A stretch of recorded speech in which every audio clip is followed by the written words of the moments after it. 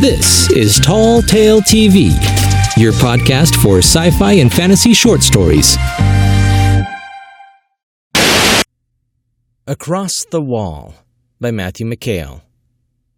I was born the year they built the wall. It was a hideous monstrosity of concrete, barbed wire, and guard towers. They said the wall was there to protect us, that the people of the other side were fascists and revanchists.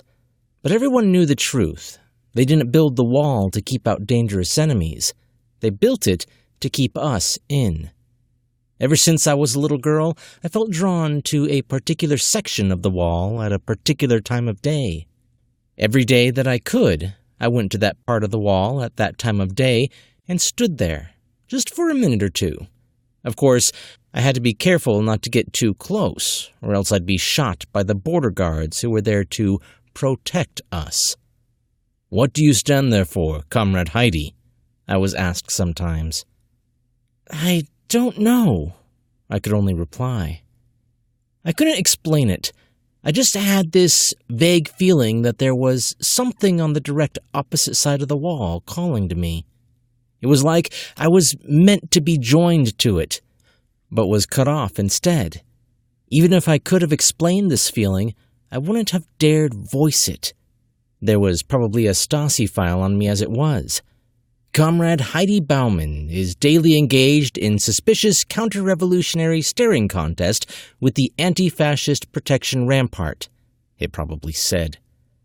As I grew up in the shadow of the wall, under the flag of the Hammer and Compass, I continued to visit that section of the wall every day that I could.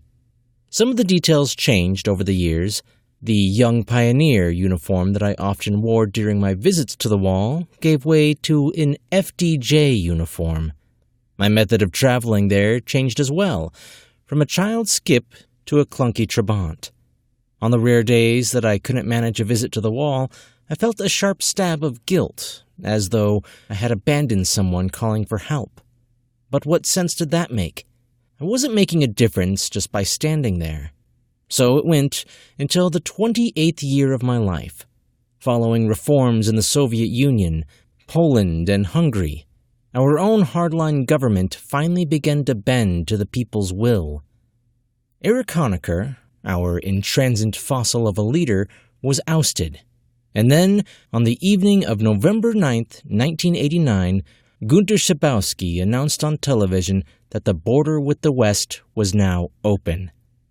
After all this time, could it really be true? I went to see if it was. It wasn't exactly an original thought. Huge crowds were gathering at the checkpoints in the wall to see if the border was really opening.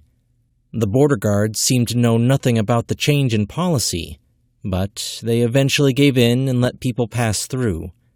They were greeted warmly by the people on the other side. The people whom our government would have us believe were fascists.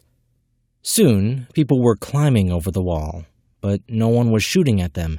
The wall had become harmless. I ran to the section of the wall to which I had always been drawn.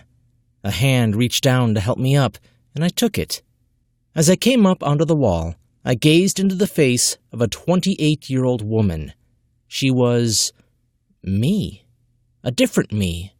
A Western me, with a mass of curly hair atop her head, and a most peculiar outfit composed of bright neon colors.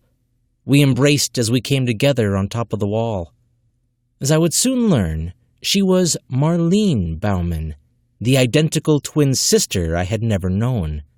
She had been with relatives in the West on that day in 1961 when the wall was built. No doubt, hoping to spare us the pain of separation, our respective guardians had both chosen to never tell us about the other. And yet, we had somehow been able to sense the other. For as long as we could remember, we had felt the same pull.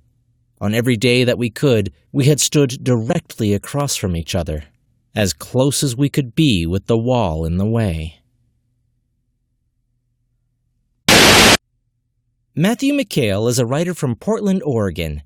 His short stories have been published in the literary magazines Bards and Sages Quarterly, Fantasia Divinity Magazine, cc&d, The Fear of Monkeys, The Metaworker, Danse Macabre, Scarlet Leaf Magazine, and Bewildering Stories.